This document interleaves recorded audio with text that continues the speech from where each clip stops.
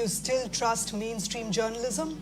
Or has the BBC's latest scandal just confirmed what many of us already suspected, that the truth has become a casualty of the narrative? Because this one isn't just any old media controversy. This is something deeper, something that says more about the world of news than any headline or expose ever could.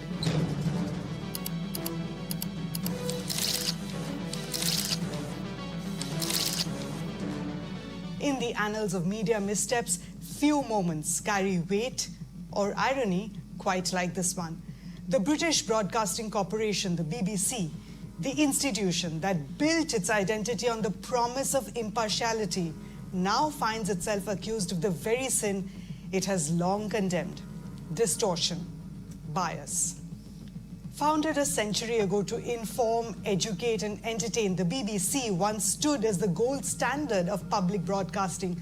I don't know about you, but I'm definitely old enough to remember those days. The BBC, it projected moral authority from its headquarters in Broadcasting House.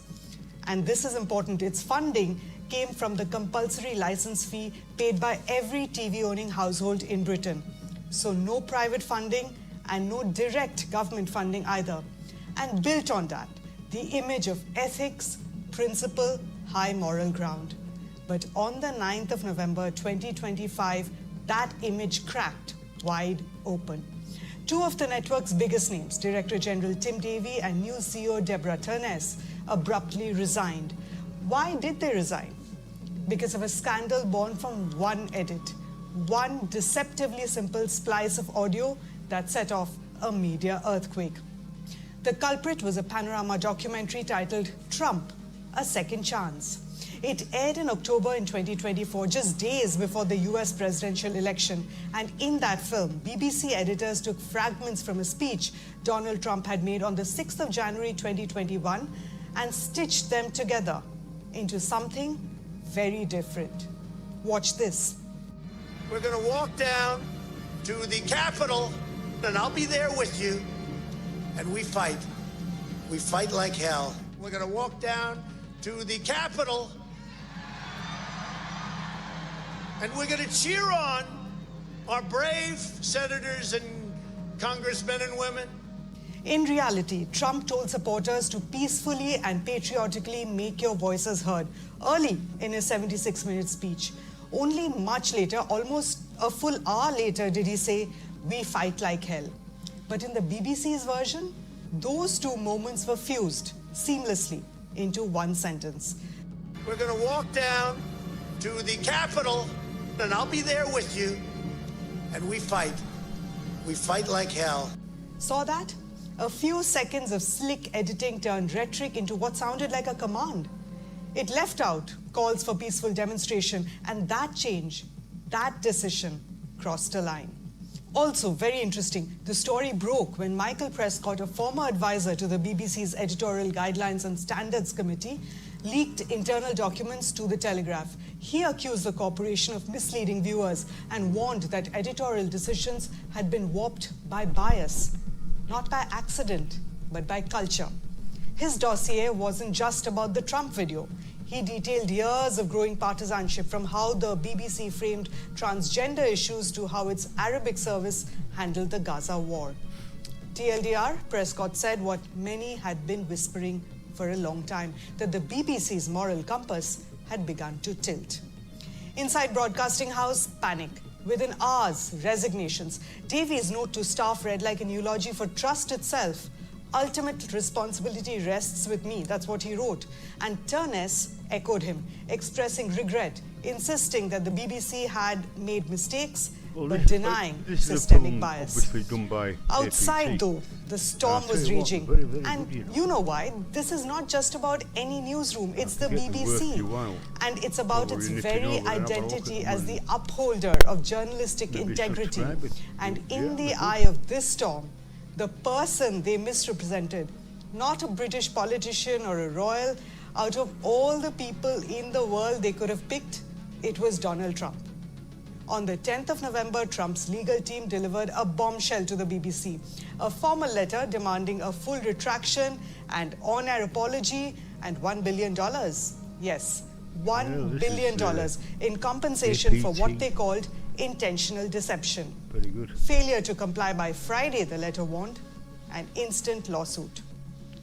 Trump's camp seized the narrative, and why not? They're no strangers to taking on the press. Just that this time, the target was across the pond. The president's son, Donald Trump Jr., blasted the BBC as just as dishonest as CNN. White House Press Secretary Caroline Leavitt called the BBC a taxpayer-funded propaganda machine. And Trump himself, he apparently told aides this wasn't about money, it was about principle. His message was pretty blunt. It's time the fake news paid for lying. Back in Britain, reactions were explosive. For critics of the BBC, it was vindication, proof that the corporation had its own agenda. Conservative lawmakers renewed calls to defund the BBC. Editorialists at The Spectator and GB News accused the broadcaster of systemic elitism, of being what they called London media for London minds. Now, others tried to defend the network, tagging it an unfortunate error of judgment. Our government. Their allegiance, obviously, is the Europeans. Painful. On a minute, this is hardly the first time the BBC's halo has slipped, right? Remember the Hutton inquiry in 2004 over the BBC's Iraq war reporting? Or the Jimmy Savile scandal, which exposed years of institutional blindness? Or the uproar when Gary Lineker's political tweets triggered a mass revolt among presenters? Each time, the BBC apologized, restructured, and promised to Robbins as well. But what's different this time? Well, for one, we live in a different era where Reels and TikToks and YouTube videos both add to the noise and strip away the wall between media and audience. The space for high moral ground is shrinking. In fact, I'd say it's disappeared altogether, right? Second, this wasn't about what the BBC failed to report, it was about what it manufactured. Let's be blunt. This was editing intent, not editing for clarity. A fusion that altered meaning, not presentation. And when the world's most trusted broadcaster manipulates a president's words, and remember the timing just weeks before an election, the implications go far beyond one country's borders. For Trump's base, it's the ultimate vindication. Yes, look, proof of a global conspiracy of elites out to discredit him. For the BBC's defenders, it's an agonizing embarrassment, a gift to populists everywhere. And for everyone else, there's really only one question. Can any news outlet still be trusted? Polls already show trust in Wikimedia at record lows, barely 50%. And after this, it'll fall further, because trust, once lost, is almost impossible to rebuild. Inside the BBC, insiders are whispering about reform. Some say abolish the license fee, that £159 annual charge that every household pays. Others call for privatization, or they're pitching a subscription-based model like Netflix. There are talks of stricter editorial audits, external watchdogs, and bias panels. But you know what? None of that fixes credibility. That's the uncomfortable truth. You can change the structure, but if the culture stays the same, the problem does too. And the problem with the BBC is a big problem. Michael Prescott, remember the whistleblower, his report says it plainly. Impartiality is no longer the default posture. It's an inconvenience. He cited how language choices, replacing words like breastfeeding with chest feeding, reflect ideological capture.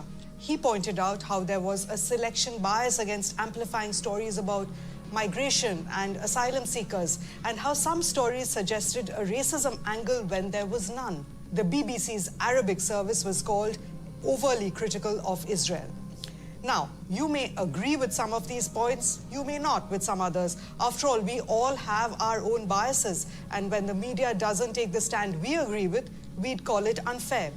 Trump's critics argue that regardless of editing, his rhetoric on the 6th of January was still inflammatory, that peacefully or not, his words did help fuel chaos. But when a broadcaster changes facts, changes what actually happened to suit a narrative, That's not an editorial stand. That's misrepresentation. And the question here isn't about Trump's guilt, it's about journalism's integrity. The BBC didn't invent Trump's words, it rearranged them. And in doing so, it rearranged reality. And when journalists start rearranging reality to fit a narrative, it's democracy that takes the hit. The fallout isn't just political, it's existential. Because if the BBC can no longer claim moral authority, what happens to every other news outlet built on its model?